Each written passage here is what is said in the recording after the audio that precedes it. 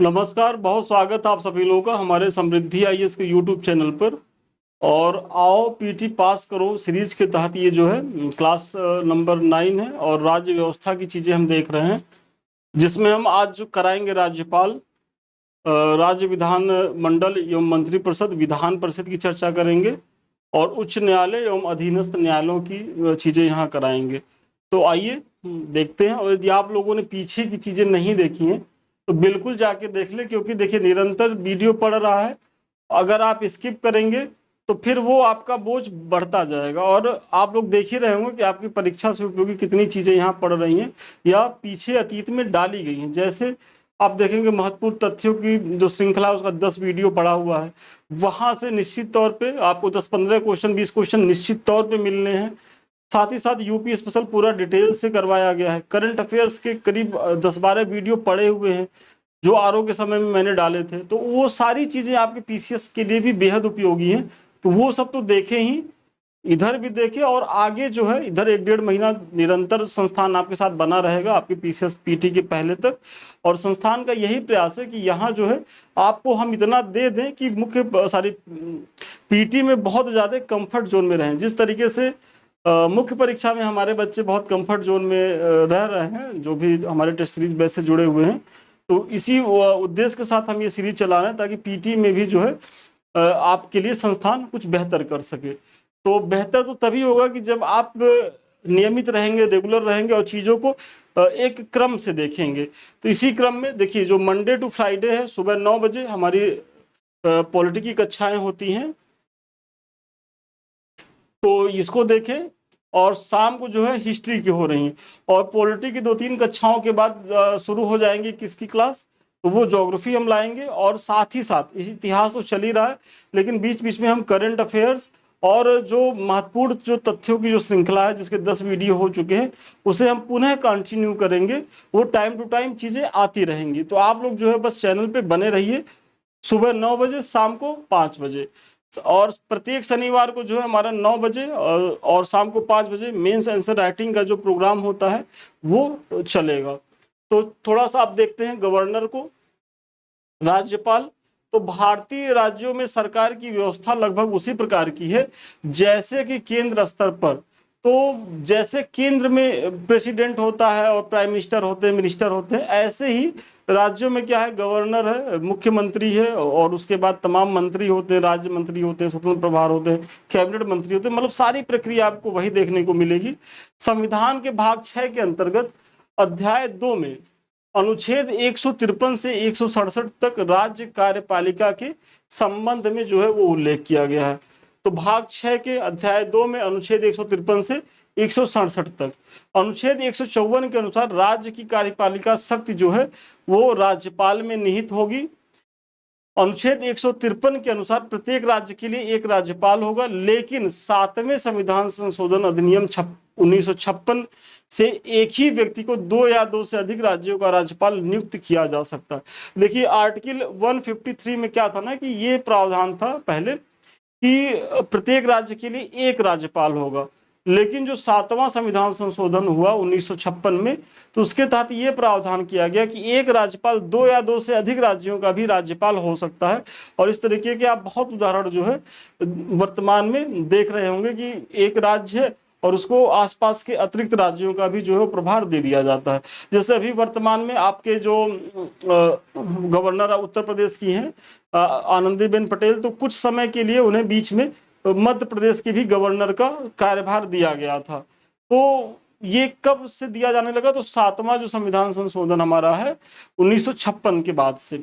संविधान के अनुच्छेद 155 के तहत राज्य के राज्यपाल की नियुक्ति भारत के राष्ट्रपति के द्वारा होती है। मतलब जो गवर्नर की नियुक्ति को कौन करता है, तो प्रेसिडेंट करता है। और सामान्यतः राज्यपाल का कार्यकाल पद ग्रहण से 5 वर्ष के लिए होता है। अब यहाँ सामान्यतः क्यों कहा गया है, क्योंकि ये फिक्स नहीं होता है। अभी प्रधानमंत्री को लग जाए कि जो गवर्नर है वो हमारे आशा के अनुरूप नहीं है या थोड़ा बगावती तेवर दिखा रहा है या विपक्ष से उसकी साठगांठ चल रही है, तो पहले तो कहेगा कि आप जो है मतलब स्वास्थ्य के कारण को आधार बना करके इस्तीफा दे दीजिए, जैसे अभी धनखड़ जी को निपटाया गया जो हमारे वाइस प्रेसिडेंट हैं। अगर फिर भी ये नहीं मानता है तो फिर जो है इसको बर्खास्त करने का अधिकार है राष्ट्रपति को। मतलब कार्यकाल की निश्चितता नहीं है कि 5 साल, वैसे नियम तो है कि 5 साल तक ये बने रहेंगे, लेकिन बीच में भी इनके कार्यकाल को समाप्त किया जा सकता है या इनका ट्रांसफर किया जा सकता है। कि सपोज करिए कि जैसे सत्यपाल मलिक थे, गवर्नर थे पश्चिम बंगाल, सॉरी वो जम्मू कश्मीर के, लेकिन उन्हें गोवा भी भेजा गया, फिर नॉर्थ ईस्ट में भी भेजा गया था। तो ये सारी चीजें, मतलब ये होता है कि गवर्नर का कैसा संबंध प्रधानमंत्री के साथ है, क्योंकि प्रधानमंत्री की ही सिफारिश पे जो है राष्ट्रपति निर्णय लेते हैं। तो ये चीजें हैं। अनुच्छेद 156(1) के तहत राज्यपाल राष्ट्रपति के प्रसाद पर्यंत जो है अपना पद धारण करता है। मतलब यही कि जब आप प्रसाद पर्यंत धारण करेंगे तो कभी भी जो है वो प्रसाद आपसे खींच लिया जाएगा, ले लिया जाएगा और आप जो है बिना पद के हो जाएंगे। अनुच्छेद 156(2) के तहत राज्यपाल राष्ट्रपति को संबोधित अपने हस्ताक्षर सहित लेख द्वारा अपने पद का त्याग कर सकता है। चूंकि नियुक्ति का अधिकारी राष्ट्रपति है, तो त्याग पत्र भी अगर ये देंगे तो राष्ट्रपति को संबोधित करते हुए ही देंगे। अनुच्छेद 157 के अनुसार राज्यपाल पद के लिए अर्हताएं क्या है? तो सबसे पहली अर्हता वह भारत का नागरिक हो और उसकी आयु 35 वर्ष मतलब हो चुकी हो, मतलब 35 वर्ष की आयु पूरी कर चुका और भारत की नागरिकता। ये दो मुख्य अर्हताएं तो होनी ही चाहिए। अनुच्छेद 166 के तहत राज्य सरकार के सभी कार्यकारी कार्य औपचारिक रूप से राज्यपाल के नाम पर होते हैं। तो राज्यपाल के नाम पर राज्य के सभी काम होते हैं। ये कहाँ लिखा गया है? आर्टिकल 166 में है। अनुच्छेद 202 ब्रैकेट में 3 क के अनुसार राज्यपाल की उपलब्धियां, भत्ते एवं उसके पद से संबंधित अन्य व्यय जो है वो राज्य की संचित निधि, मतलब जो स्टेट, जिस स्टेट का राज्यपाल होगा उस स्टेट के संचित निधि से उसे दिया जाएगा। और अगर एक समय राज्यपाल 2 स्टेट का काम कर रहा है तो उसका जो वेतन भत्ता है तो वो बढ़ जाएगा। मतलब कुछ हिस्सा दूसरे स्टेट से पाएगा और कुछ हिस्सा जो है अपने मूल स्टेट से पाएगा जहां वह पहले से ही गवर्नर रह रहा है। तो इसका भी आप ध्यान रखेंगे। फिर संविधान के अनुच्छेद 164(1) के अनुसार मुख्यमंत्री की नियुक्ति राज्यपाल द्वारा की जाएगी तथा अन्य मंत्रियों की नियुक्ति राज्यपाल मुख्यमंत्री की सलाह पर करेगा। सेम वही जैसे प्रेसिडेंट प्रधानमंत्री की नियुक्ति करता है और वहां भी जो मंत्रियों की नियुक्ति प्रधानमंत्री की सलाह पर होता है, इसी तरीके से राज्य सरकारों में भी जो है गवर्नर करता है। अनुच्छेद 39 क 5 के अनुसार संघ राज्य क्षेत्र दिल्ली के मुख्यमंत्री की नियुक्ति राष्ट्रपति द्वारा की जाती है। वेरी इंपॉर्टेंट है। तो दिल्ली एक ऐसा राज्य है, चूंकि ये एनसीआर राष्ट्रीय राजधानी क्षेत्र है, तो यहाँ के गवर्नर की नियुक्ति जो है किसके द्वारा की जाएगी? तो वो जो है प्रेसिडेंट के द्वारा की जाएगी। और अनुच्छेद 168(1) के अनुसार राज्यपाल राज्य विधानमंडल का अभिन्न अंग होता है। वह राज्य विधानसभा के सत्र को बुलाने या सत्रावसान करने तथा विघटित करने की जो है वो शक्ति रखता है। जो शक्ति केंद्र में प्रेसिडेंट रखता है वही शक्ति स्टेट में गवर्नर रखता है। राज्यपाल राज्य विधान परिषद के कुल सदस्यों के 1/6 भाग को जो है वो नामित करता है। वेरी वेरी इंपॉर्टेंट है कि मतलब 1/6 भाग को जो है नामित कौन करता है? तो गवर्नर करता है। और 1/6 भाग क्या कि राज्य की मतलब जो विधान सभाएं हैं उसके 1/6 भाग को ये नामित करता है विधान परिषद में। और अनुच्छेद 100 मतलब ये देखिए विधानसभा की बात नहीं हो रही, विधान परिषद में। और विधान परिषद सारे राज्यों में नहीं है। तो जहां विधान परिषदें हैं, वर्तमान में देखा जाए तो 6 ऐसे स्टेट है जहां विधान परिषदें हैं। तो विधान परिषद में सपोज करिए यूपी में 100 सीटें हैं विधान परिषद की, तो उसका जो 1/6 हिस्सा होगा वो राष्ट्रपति नामित करेगा, मतलब विधान परिषद में, विधानसभा में नहीं। अनुच्छेद 165 के तहत राज्यपाल उच्च न्यायालय का न्यायाधीश नियुक्त होने के योग्य किसी भी व्यक्ति को राज्य का महाधिवक्ता नियुक्त करता है। मतलब जिस तरीके से अटॉर्नी जनरल की नियुक्ति वहां प्रेसिडेंट करता है, इसी तरीके से राज्य में महाधिवक्ता का पद होता है। पीछे मैंने वीडियो में कराया है। तो उसकी नियुक्ति कौन करता है? गवर्नर करता है। और महाधिवक्ता के लिए योग्यता क्या है? तो उसको न्यायाधीश होने की जो अर्हता है वो यदि उसके पास है तो।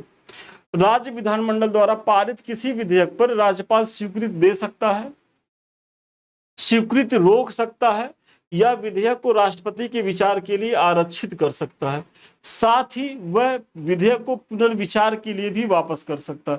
तो राष्ट्रपति क्या है कि कोई विधेयक आया सारी गवर्नर के पास, तो गवर्नर क्या करेगा? उस पर सहमति दे दे, सहमति ना दे, फिर वो कर क्या सकता है कि जो है जो विधेयक है उसे राष्ट्रपति के विचारार्थ जो है उसे जो है ट्रांसफर कर दे। और मतलब लेकिन ये धन विधेयक में नहीं कर सकता। अगर जो धन विधेयक होता है उसमें ऐसा नहीं किया जा सकता। क्यों नहीं किया जा सकता? क्योंकि जो धन विधेयक होता है, चाहे वो केंद्र में हो या राज्य में, वो प्रेसिडेंट मतलब राष्ट्रपति या गवर्नर के सहमति से उसको लाया ही जाता है। तो जब आपकी सहमति से चीजें लाई जा रही हैं तो आप इसे कैसे मना कर सकते हैं, इसे लौटा सकते हैं? तो यहाँ ये चीजें नहीं है, ये अपवाद है। परंतु राज्य विधानमंडल द्वारा पुनः भेजे जाने पर राज्यपाल को उस पर अपनी स्वीकृति देनी होती है। मतलब अगर कोई स्वीकृति ये जो है लौटा देते हैं पुनर्विचार के लिए और राज्य मंत्रिमंडल इन्हें पुनः भेज देती है उसमें कुछ संशोधन करके या एज इट इज जैसे था वैसे, तो अब यहाँ गवर्नर की बाध्यता हो जाती। जैसे केंद्र में प्रेसिडेंट की बाध्यता थी, वैसे यहाँ गवर्नर भी बाध्य है उसको जो है स्वीकृति देने के लिए। अनुच्छेद 201 के अनुसार जब कोई विधेयक राज्यपाल द्वारा राष्ट्रपति के विचारार्थ आरक्षित रख लिया जाता है, तब राष्ट्रपति यह घोषित करेगा कि वह विधेयक अनुमति देता है या अनुमति रोक लेता है। तो 201 के अनुसार ये नियम बनाए गए हैं, तो इसको भी आप देख लीजिएगा। और अनुच्छेद 213 के अनुसार जब राज्य विधानमंडल का सत्र न चल रहा हो तो राज्यपाल अध्यादेश जो है जारी कर सकता है। तो जैसे अध्यादेश जारी करने का पावर हाँ मतलब वहां केंद्र में राष्ट्रपति को, उसी तरीके का पावर जो है राज्यों में गवर्नर के पास है। राज्यों में जो गवर्नर के पास अध्यादेश जारी करने की जो शक्ति है वो अनुच्छेद 213 के तहत है। जल्दी से कमेंट करके बताइए कि केंद्र में जो अध्यादेश प्रेसिडेंट जारी करता है वो किस आर्टिकल के तहत है? जल्दी से कमेंट करके आप लोग बताएं। अनुच्छेद 161 के अनुसार किसी राज्य के राज्यपाल को उस राज्य की कार्यपालिका विधि के विरुद्ध किसी अपराध के लिए दंड को क्षमा, उसका प्रविलंबन, विराम या परिहार करने अथवा दंडादेश के निलंबन, परिहार, लघुकरण की शक्ति। मतलब जो क्षमादान की शक्तियां हैं आर्टिकल 161 के तहत, जो अनुच्छेद 72 के तहत प्रेसिडेंट को प्राप्त है, वही क्षमादान की शक्तियां, लेकिन उस मात्रा में नहीं है। क्योंकि दोनों की क्षमादान शक्तियों में आप थोड़ा सा डिफरेंट पाएंगे। जैसे प्रेसिडेंट के पास जो सेनाओं से संबंधित चीजें हैं वहां भी वो क्षमा कर सकता है, और मृत्यु दंड के मामले में भी जो है प्रेसिडेंट क्षमा कर सकता है, जबकि गवर्नर के पास ये दोनों शक्तियां नहीं है क्षमादान की। मतलब सेनाओं से संबंधित कोई मैटर है तो वहां गवर्नर एकदम वहां से हाथ खड़ा कर लेगा। साथ ही साथ अगर कोई मृत्युदंड व्यक्ति मृत्यु पाया है, मृत्युदंड उसे मिला है, तब भी जो है गवर्नर उसको क्षमा नहीं कर सकता। तो ये जो दो अधिकारिता क्षमा की वो गवर्नर की कम है तुलना में किसकी? राष्ट्रपति की। राष्ट्रपति की आर्टिकल 72 में है, मतलब 72 में है, और इसका कितना है? आर्टिकल 161 में है। सरोजनी नायडू भारत की प्रथम महिला थी जिन्हें राज्यपाल पद पर नियुक्त किया गया था। और जल्दी से कमेंट करके बताइए कि सरोजनी नायडू किस स्टेट की पहली राज्यपाल थी? मतलब महिला राज्यपाल तो ये थी ही भारत की पहली, लेकिन ये किस स्टेट में महिला राज्यपाल थी? और ये कुछ हमारे संस्थान के द्वारा प्रोग्राम चलाए जा रहे हैं। एक तो हमारा आरओ मेंस का बैच चल रहा है, तो अगर अभी तक आप लोगों ने इसको ज्वाइन नहीं किया है तो जो भी मतलब कट ऑफ को पार कर रहे हैं वो बच्चे जरूर ज्वाइन करें। वो रिजल्ट का वेट मत करें, क्योंकि रिजल्ट का वेट करने के चक्कर में क्या है कि आपका समय आपको बहुत कम मिलेगा। चूंकि परीक्षाएं इधर जाते हैं, अभी पीसीएस की भी परीक्षाएं आपको देनी ही देनी, इसको तो छोड़ेंगे नहीं, तो ऐसे में आप बहुत ज़्यादा डाइवर्ट होंगे। तो टेस्ट सीरीज के माध्यम से कम 1.5 घंटा ही सही, या फिर जो उसके लिए आपको काम दिया जाएगा तो वहां भी 1.5 घंटा लगाएंगे। तो इसी बहाना 2-3 घंटा आप आरओ की चीज़ों को लेकर के आप डेली पढ़ लेंगे। और अगर इतना भी पढ़ते रहेंगे तो आप जो है जब प्रस्तावित है नवंबर या दिसंबर तक में तो हो ही जाएगा आरओ मेंस, तब तक आप बहुत अच्छी स्थिति में रहेंगे। नहीं तो आप सोचिए कि अगर रिजल्ट के बाद जो संभावना बन रही है 15 सितंबर के बाद आपका रिजल्ट आएगा, तो उसके बाद कितना समय पाएंगे? फिर अक्टूबर में आपको पीटी देना है 12, तो अक्टूबर के बाद 1-1.5 महीने में कोई तैयारी आरओ की होती नहीं है, फिर आप जो है बिखरेंगे। तो अभी जो है इसको ज्वाइन करें, इसका फायदा उठाएं। और साथ ही साथ जो हमारा मेंटरशिप प्रोग्राम है, तो आप अगर मुख्य परीक्षा को लेकर गंभीर हैं तो ये जान लीजिए कि इस बार सीटें बहुत अच्छी हैं, आप लोग इसका फायदा उठाइए। और मेंस की कुछ चीजें अभी तैयार कर लीजिए, क्योंकि पीटी के बाद अगर आप चाहेंगे कि हम सब कुछ तैयार कर लेंगे तो कुछ नहीं तैयार होता है। बस आपका सर दर्द होता है, आप घबराते हैं, आप टेंशन लेते हैं और मुख्य परीक्षा में जो है बिखर के चले आते हैं। तो अभी कुछ चीजें तैयार कर लीजिए ताकि आप जो है मुख्य परीक्षा में बहुत बेहतर स्थिति में रहें। तो दोनों बैच को ज्वाइन करें, इसका लाभ उठाएं। इस तरीके से आपको प्रश्न दिए जाएंगे, आप करके दिखाएंगे, जो भी कमी रहेगी वो बताई जाएगी। अगर आपका आधा एक नंबर भी कटा है तो क्यों कटा है और कैसे आप और ज्यादा इंप्रूव कर सकते हैं।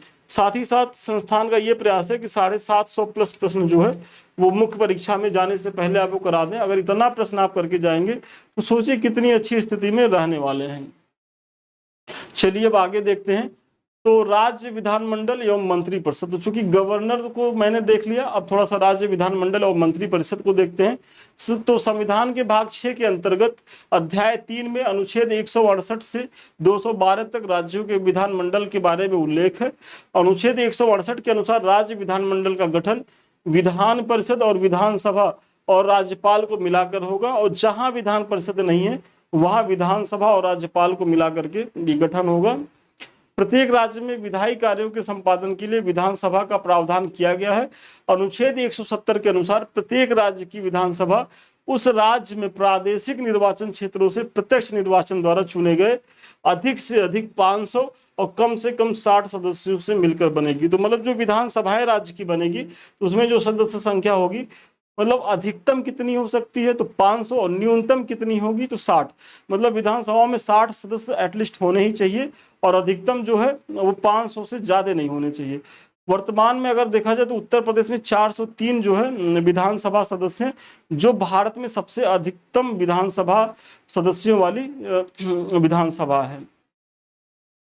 लेकिन अपवाद के तहत आप देखेंगे तो वर्तमान राज्यों में सिक्किम में 32, मिजोरम और गोवा में 40 जो सीटें हैं विधानसभाएं की वो 60 से कम है। क्योंकि पीछे तो मैंने बताया कि 60 का प्रावधान है, लेकिन इसमें कुछ अपवाद भी हैं। जैसे इसमें एक तो गोवा हो गया, मिजोरम हो गया, यहाँ दोनों कितने सीटें हैं विधानसभा की, केवल 40 हैं। इस तरीके सिक्किम में 32 है। और इसी के तहत अगर पुडुचेरी में देखा जाए जो एक संघ शासित क्षेत्र है तो वहाँ 30 विधानसभा की सीटें हैं और 3 सीटों का जो है वो मतलब उनका मनोनयन होता है 3 सदस्य का, केंद्र सरकार द्वारा वो मनोनीत होते हैं। तो कुल 33 है, 30 + 3, तो यहाँ भी जो 60 से कम है। तो ये सारी चीजें जो है वो अपवाद हैं, मतलब पीछे जो है उसके। और सबसे बड़ी विधानसभा उत्तर प्रदेश की 403 है। राज्य विधानसभाओं के निर्वाचन का संचालन भारत का निर्वाचन आयोग करता है। मतलब राज्य विधानसभाओं के भी जो निर्वाचन होता है तो उसके लिए उत्तरदायी कौन है, तो जो हमारा चीफ इलेक्शन कमीशन है, मतलब तो उसके द्वारा जो है निर्वाचन कराया जाता है। और विधानसभा अध्यक्ष के अधिकार तथा कार्य लोकसभा अध्यक्ष के समान ही है। विधानसभा अध्यक्ष यदि किसी प्रश्न पर पक्ष और विपक्ष में बराबर मत आए तो अपने निर्णायक मत का प्रयोग कर सकता है। जैसे मैंने लोकसभा अध्यक्ष के बारे में बताया था कि भाई वो प्रथमतः अपना मत नहीं देगा, लेकिन अगर टाई हो रही है चीजें तब जो है वो अपना वोट देगा। और ऐसी स्थिति में जनरली चूंकि सत्ता पक्ष के लोग होते हैं तो सत्ता पक्ष के ही मतलब पाले में ये वोट करते हैं, तो जिसे निर्णायक मत कहा जाता है। सदन तथा राज्यपाल के बीच अध्यक्ष ही जो है वो संपर्क स्थापित करता है।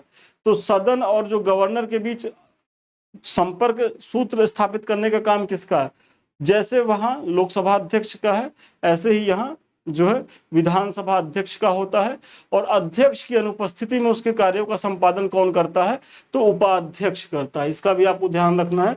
84वें संविधान संशोधन अधिनियम 2001 के अनुसार राज्य विधानसभाओं की सीटों की संख्या, जो कि वर्तमान में 1971 की जनगणना पर आधारित है, वर्ष 2026 के पश्चात होने वाली पहली जनगणना के सुसंगत आंकड़े प्रकाशित होने तक यही रहेगी। तो मतलब जो अभी जितने भी स्टेट है वहां की जो विधानसभाओं की में सीटों की संख्या है वो उसका आधार क्या है, तो 1971 की जनगणना है।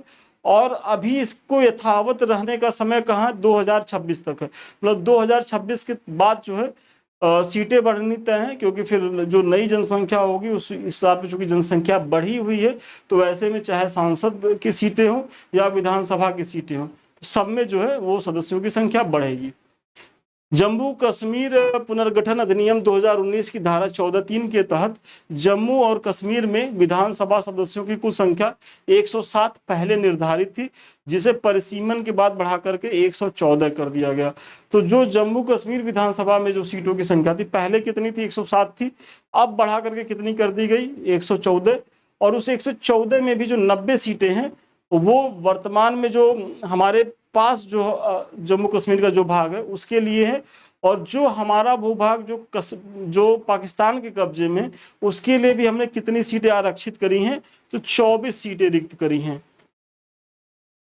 मतलब वही कि जिसमें से 24 सीटें 114 में से पाकिस्तान द्वारा अधिकृत क्षेत्र में होने के कारण रिक्त रखी गई हैं।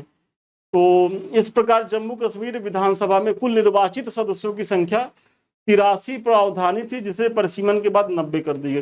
तो मतलब जो पहले 83 थी अब 90 हो गई, और जो 24 सीटें हैं वो रिक्त हैं, क्योंकि हम ये उम्मीद करते हैं कि जो हमारा भूभाग पाकिस्तान के कब्जे में जब वो आएगा तो ये 24 सीटें उन्हें आवंटित कर दी जाएंगी। दिल्ली, पौंडीचेरी तथा जम्मू कश्मीर ऐसे संघ शासित प्रदेश हैं जहां विधानसभाओं की व्यवस्था है। मतलब 3 ही ऐसे संघ शासित प्रदेश हैं, दिल्ली, पौंडीचेरी और जम्मू कश्मीर, जहां विधानसभाएं अस्तित्व में, मतलब जहां चीफ मिनिस्टर हैं। अनुच्छेद 173 के तहत संविधान की सदस्य के लिए योग्यताएं हैं, वह है भारत का नागरिक की आयु कम से कम 25 वर्ष हो। तो आर्टिकल 173 में क्या कहा गया कि विधानसभा के सदस्य के लिए वही योग्यता है जो, मतलब योग्यता संसद सदस्य बनने की, मतलब 25 वर्ष की आयु वहां भी होनी चाहिए और 25 वर्ष की आयु यहाँ भी होनी चाहिए। मतलब आपको अगर लोकसभा का मेंबर बनना है तो 25 वर्ष, विधानसभा का मेंबर बनना तो 25 वर्ष, राज्यसभा का मेंबर बनना है तो 30 वर्ष, और विधान परिषद के यदि आपको मेंबर बनना है तो यहाँ भी आपको 30 वर्ष की आयु पूरी होनी चाहिए। अनुच्छेद 332 के तहत विधानसभाओं में जनसंख्या के आधार पर अनुसूचित जातियों तथा अनुसूचित जनजातियों के लिए स्थान का आरक्षण किया गया। वेरी इंपॉर्टेंट है। तो जो विधानसभाओं में SC ST के लिए सीटों का आरक्षण किया गया है तो वो किस अनुच्छेद के तहत किया गया, तो अनुच्छेद 332 के तहत किया गया है। तो इसको आप लोग जो है ध्यान में रखेंगे। अब आते हैं विधान परिषद। चूंकि विधानसभाएं की चर्चा तो हमने कर ली, और भारत में 6 ऐसे स्टेट हैं जहां जो है विधान परिषद है, तो थोड़ा सा इसको भी देख लेते हैं। तो अनुच्छेद 171 के तहत विधान परिषदों के संगठन का प्रावधान किया गया है। वर्तमान में 6 राज्यों, इनका नाम भी याद कर लीजिए, आंध्र प्रदेश, बिहार, महाराष्ट्र, कर्नाटक, तेलंगाना और उत्तर प्रदेश में विधान परिषदों का अस्तित्व है। विधानसभा एक स्थायी सदन है, विधान परिषद होगा ये। विधान परिषद एक अस्थाई सदन है। इसके सदस्यों का कार्यकाल जो होता है 6 वर्ष तक रहता है, तथा प्रत्येक 2 वर्ष की समाप्ति पर इसके यथासंभव निकटतम 1/3 सदस्य जो है वो सेवानिवृत्त हो जाते हैं। जिस तरीके से सेंट्रल में आप राज्यसभा की चीजें देखेंगे कि भाई वो भी स्थायी सदन है और उसके भी जो मेंबर होते हैं उसके 1/3 जो है प्रत्येक 2 वर्ष में मतलब सेवानिवृत्त होते रहते हैं। सेम वही प्रक्रिया आपका विधान परिषदों के साथ भी है। अनुच्छेद 171(1) के अनुसार विधान परिषद वाले राज्य के विधान परिषद के सदस्यों की कुल संख्या के उस राज्य की विधानसभा के सदस्यों के कुल संख्या के 1/3 से अधिक नहीं होगी। मतलब क्या कहा गया कि जैसे सपोज करिए उत्तर प्रदेश में 403 सीटें हैं विधानसभा की, तो जितनी सीटें विधानसभा की हैं तो उसका 1/3 से अधिक सीटें विधान परिषद में नहीं रह सकती। तो इसीलिए उत्तर प्रदेश में 100 सीटों की जो है वो व्यवस्था की गई है। तो वही इसमें कहा जा रहा है। परंतु किसी राज्य की विधान परिषद के सदस्यों की कुल संख्या किसी भी दशा में 40 से कम भी नहीं होगी। मतलब जो अधिकतम सदस्य संख्या होगी वो 1/3 होगी, लेकिन 40 से कम भी आपको विधान परिषद की जो सीटें हैं वो नहीं रखनी है। तो अब इसकी चीजों को देखना है कि भाई आप किसको फुलफिल कर रहे हैं, 1/3 वाला क्राइटेरिया फुलफिल करें कि न्यूनतम वाला। क्योंकि उत्तर प्रदेश में 403 है तो यहाँ न्यूनतम वाला तो मतलब ही नहीं है, तो 1/3 उन्होंने लिया है। तो करीब करीब 100 सीटें जो है वो रखी गई हैं। करीब करीब क्या 100 सीटें ही हैं। उत्तर प्रदेश की विधान परिषद में सर्वाधिक जो है 100 सदस्य हैं, और विधान परिषद का सदस्य निर्वाचित होने के लिए 30 वर्ष तथा विधानसभा का सदस्य निर्वाचित होने के लिए 25 वर्ष की आवश्यकता है। और अनुच्छेद 190(4) के तहत राज्य विधानमंडल का कोई सदस्य सदन की बैठक के नाम अनुमति के लगातार 60 दिन तक अनुपस्थित रहता है तो उसकी सदस्यता जा सकती है। जैसे सेंट्रल में क्या है कि कोई सांसद अगर 60 दिन तक सदन की बैठक से अनुपस्थित रहता है तो उसकी सदस्यता चली जाती है। इसी तरीके से राज्य में विधान परिषदों या जो विधायक हैं उनके लिए भी यही नियम लाए गए हैं। फिर अब देखते हैं राज्य मंत्री परिषद। तो संविधान के अनुच्छेद 163 के अनुसार राज्यपाल को उसके विवेकाधीन कार्यों के अतिरिक्त अन्य कार्यों के संदर्भ में सहायता और सलाह देने के लिए एक मंत्री परिषद होगी। ये कहाँ लिखा गया है? तो आर्टिकल 163 में है, जिसका प्रधान मुख्यमंत्री होगा। अनुच्छेद 164 के तहत मुख्यमंत्री की नियुक्ति की जाती है तथा अन्य मंत्रियों की नियुक्ति राज्यपाल जो है वो किसके सलाह पर करेगा? तो मुख्यमंत्री के सलाह पर करेगा। ये कहाँ लिखा गया है? आर्टिकल 164 में लिखा गया है। मंत्री राज्यपाल के प्रसाद पर्यंत पद धारण करते हैं। तो जब आप प्रसाद पर्यंत पद धारण कर रहे हैं तो आपसे कभी भी वो प्रसाद छीना जा सकता है, मतलब आपका मंत्री पद जो है कभी भी जा सकता है। और आप लोग देखते ही होंगे कि अगर किसी भी मंत्री से मुख्यमंत्री का नहीं बन रहा है तो वो कभी भी उससे जो है वो इस्तीफा दिलवा लेता है और राज्यपाल जो है उसको स्वीकार भी कर लेते हैं। और अगर मंत्री जो है नहीं इस्तीफा दे रहे हैं तो उनको बर्खास्त भी करा सकता है। कौन? मुख्यमंत्री राज्यपाल के द्वारा। 91 संविधान संशोधन अधिनियम 2003 के द्वारा अंतः स्थापित अनुच्छेद 164 के खंड 1 क के अनुसार किसी राज्य की मंत्रिपरिषद में मंत्रियों की कुल संख्या मुख्यमंत्री सहित उस राज्य की विधान सभा के सदस्यों की 15% से अधिक नहीं होगी। मतलब बहुत इंपॉर्टेंट है कि किसी राज्य में जो विधानसभाएं हैं तो वहां मुख्यमंत्री सहित मंत्रियों की जो संख्या है वो 15% से ज्यादा नहीं हो सकती। क्योंकि होता क्या था कि कोई भी विधायक होता था तो उसको मंत्री बनना था, तो ऐसे में विधायक कम होते थे, सब मंत्री ही बने रहते थे। तो अब मंत्री बनने में राज्य के खर्चे ज्यादा होते हैं, तमाम जिम्मेदारियां होती हैं। तो ऐसे में एक नियम लाया गया, 91वां संविधान संशोधन किया गया और उसमें ये बाध्यता कर दिया गया कि कोई भी विधानसभा वो अपने जो विधायक है उसका 15% तक ही जो है मंत्री बना सकती है। लेकिन उसमें जो न्यूनतम है कि 12 एटलीस्ट कम से कम 12 तो होने ही चाहिए, मतलब 12 मंत्री तो होने ही चाहिए उसमें प्लस मुख्यमंत्री से। तो न्यूनतम 12 होने चाहिए और अधिकतम 15% होने चाहिए। मतलब 15% किसका? तो जो विधानसभा सदस्य हैं उसका। अनुच्छेद 164(2) के तहत मंत्रिपरिषद राज्य की विधानसभा के प्रति सामूहिक रूप से जो है उत्तरदायी होता है। तो ये लोग तो आप लोग जान ही रहे होंगे। अनुच्छेद 164(4) के अनुसार कोई मंत्री जो निरंतर 6 माह की किसी अवधि तक राज्य विधानमंडल का सदस्य नहीं है उस अवधि की समाप्ति पर मंत्री नहीं रहेगा। मतलब वही जो मैंने प्रधानमंत्री के समय में उदाहरण दिया था कि भाई अगर सपोज करिए हम उत्तर प्रदेश से संबंधित हैं और हमारा योगी महाराज से बढ़िया संबंध हो और हम उनसे रिक्वेस्ट करें कि हमको मंत्री बना दीजिए और वो स्नेह बस हमें बना दें, तो ऐसे में अब हमारे लिए 6 महीने तक तो मंत्री पद पे हम रह सकते हैं। लेकिन इसका एक नियम है कि 6 महीने के अंदर ही अंदर, चूंकि उत्तर प्रदेश में विधान परिषद है, या तो योगी बाबा हमको विधान परिषद से जो है भेजे या तो फिर विधानसभा का कोई किसी की सीट खाली करके हमको चुनाव लड़वाएं। तो जनरली जो विधान परिषद की जो जहाँ चीजें होती हैं तो वहाँ विधान परिषद से भेजना आसान होता है। लेकिन मतलब यही है कि आपको किसी भी एक सदन का जो है वो सदस्य होना अनिवार्य हो जाएगा 6 महीने के अंदर अंदर। नहीं तो आप जो 6 महीने मंत्री पद का सुख सुविधा लिए हैं वो आपका 6 महीने के बाद स्वतः ही समाप्त हो जाएगा। अनुच्छेद 167 में राज्यपाल को जानकारी देने आदि के संबंध में मुख्यमंत्री के कर्तव्यों का उल्लेख है। जिस तरीके से प्रधानमंत्री जो है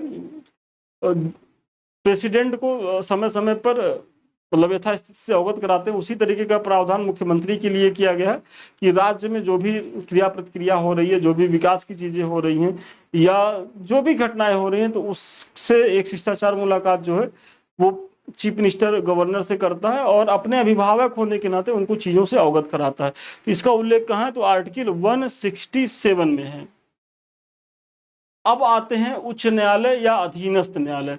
तो अभी हमने जो है गवर्नर को देखा, मंत्रिपरिषद को देखा, अब हम हाई कोर्ट्स को देखते हैं और जो डिस्ट्रिक्ट कोर्ट्स होते हैं थोड़ा सा उनके बारे में चर्चा करते हैं। और बस 5-7 मिनट की क्लास और है, आप लोग ओबीए नहीं क्या करिएगा, अब इतनी सारी चीजें हैं तो थोड़ा सा हार्ड वर्क तो करना पड़ेगा। और जब हम हार्ड वर्क कर रहे हैं तो हम इतना बोल रहे हैं, इतना समझा रहे हैं, आप लोग को तो केवल धैर्य बना करके सुनना है। एक बार सुन लीजिएगा, आपकी चीजें अपनी हो जाएंगी, परीक्षा पास कर लीजिएगा, जिंदगी अच्छी हो जाएगी। भारतीय संविधान के तहत राज्यों के न्यायिक प्रशासन में उच्च न्यायालय की स्थिति जो है वो शीर्ष पर। तो मतलब जो राज्य होते हैं वहाँ जो न्यायालय होता है, जो हाई कोर्ट्स होते हैं, वो सबसे ज्यादा मतलब शीर्ष पे होते हैं।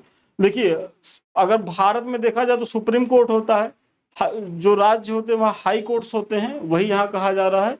भारतीय संविधान में राज्यों के लिए उच्च न्यायालय हेतु भाग 6 के अध्याय 5 के तहत अनुच्छेद 214 से 231 तक में प्रावधान किया गया है। मतलब जो हाई कोर्ट्स का प्रावधान का है तो आर्टिकल 214 से 231 के बीच में है। प्रत्येक राज्य के लिए एक उच्च न्यायालय की जो है वो व्यवस्था की गई है, लेकिन 7वें संविधान संशोधन अधिनियम 1956 द्वारा संसद को अनुच्छेद 231 के तहत यह अधिकार दिया गया है कि वह विधि द्वारा 2 या 2 से अधिक राज्यों के लिए अथवा 2 या 2 से अधिक राज्यों और किसी संघ राज्य क्षेत्रों के लिए एक साझा न्यायालय की जो है वो स्थापना कर सकता है।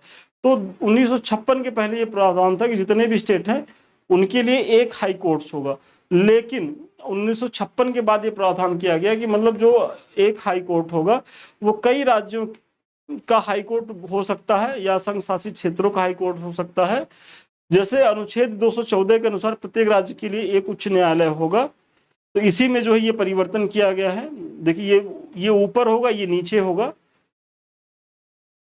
और अनुच्छेद 215 के अनुसार प्रत्येक उच्च न्यायालय अभिलेखीय न्यायालय होगा।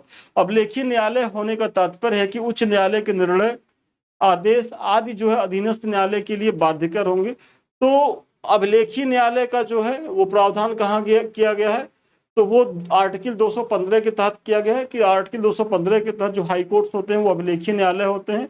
और जो अभिलेखीय न्यायालय होते हैं तो ऐसे में जो उच्च न्यायालय का निर्णय है वो आदेश आदि अधीनस्थ न्यायालय के लिए बाध्यकर होंगे तथा उसको अपने अवमानना के लिए दंड देने सहित ऐसे न्यायालय की सभी शक्तियां होंगी।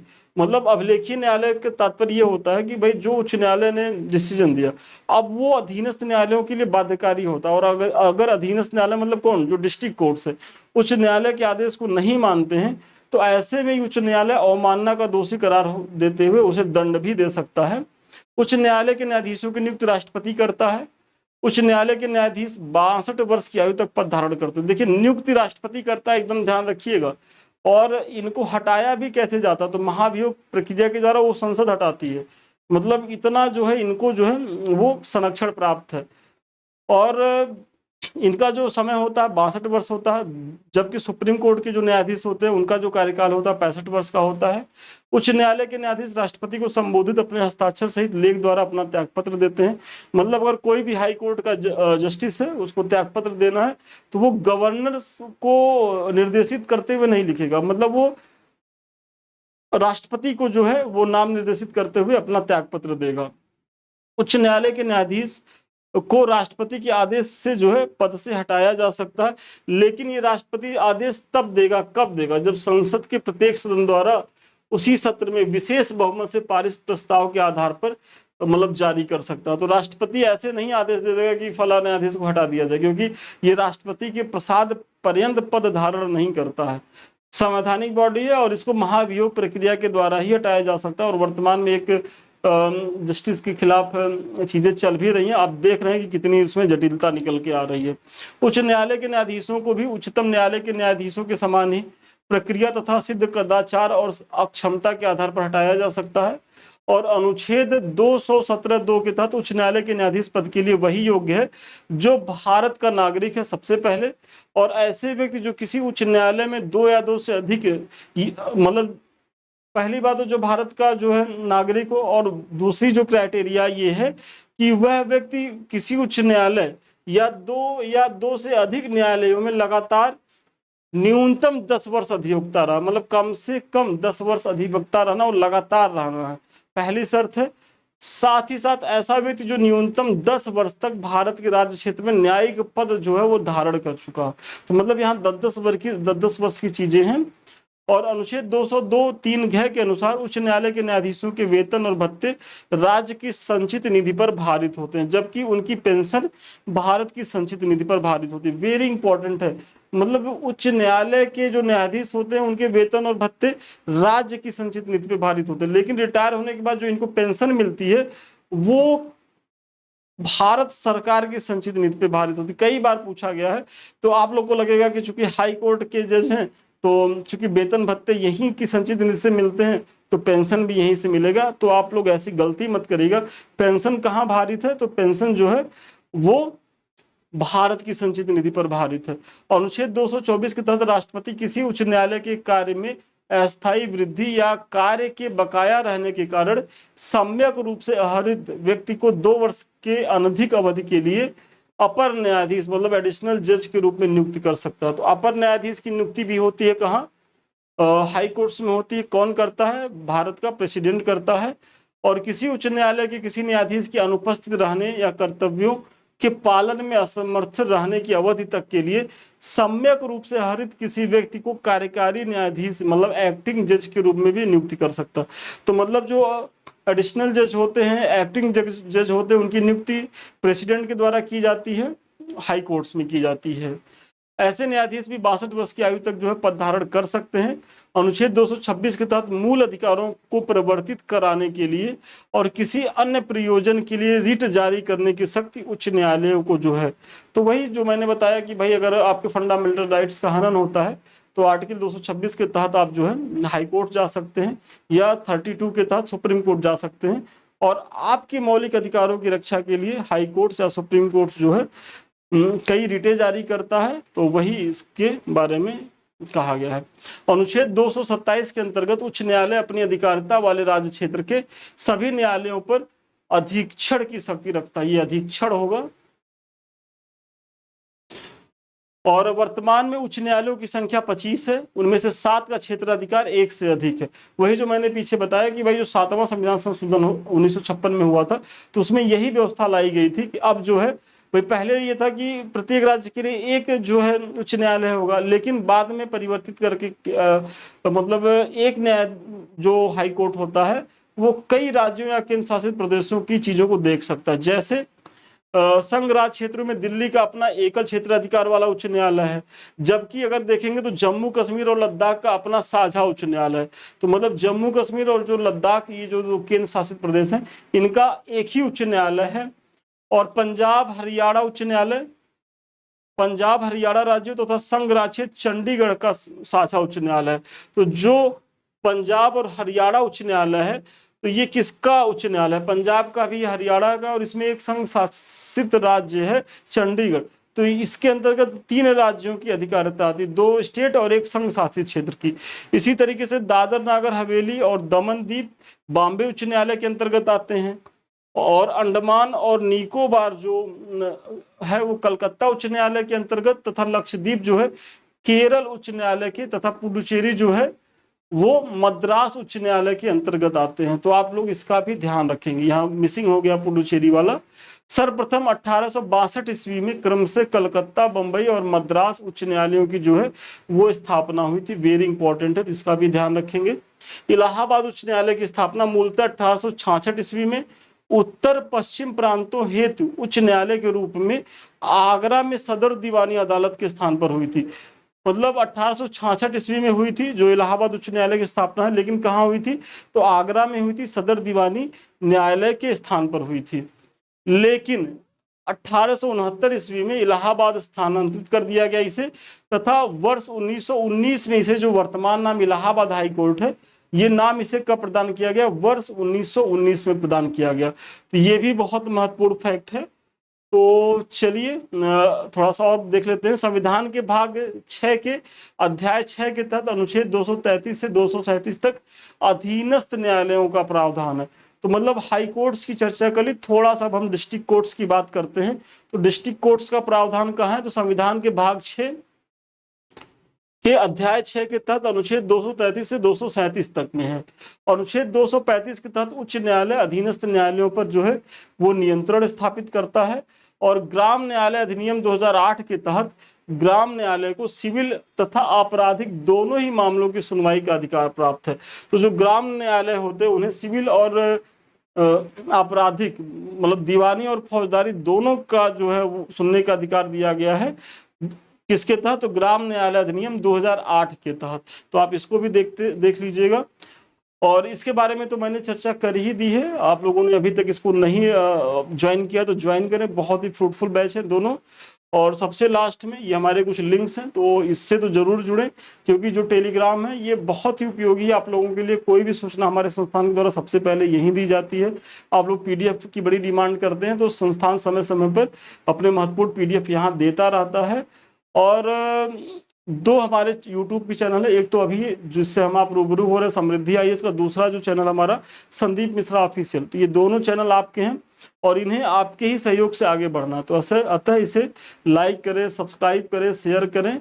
वीडियो अच्छा लग रहा है तो कमेंट करें। यदि कुछ सुझाव भी देना चाहते हैं तो उसका भी आप कमेंट करें, उसका भी हम स्वागत करते हैं। और सबसे अंतिम में, यदि आप हमारे किसी बैच से जुड़ना चाहते हैं या हमसे बात करना चाहते हैं तो 7303307507 पे आप संपर्क कर सकते हैं। तो चलिए आज के लिए इतना ही, पुनः मिलते हैं नए वीडियो में नए क्लास के साथ। तब तक के लिए धन्यवाद, शुभकामनाएं आपको।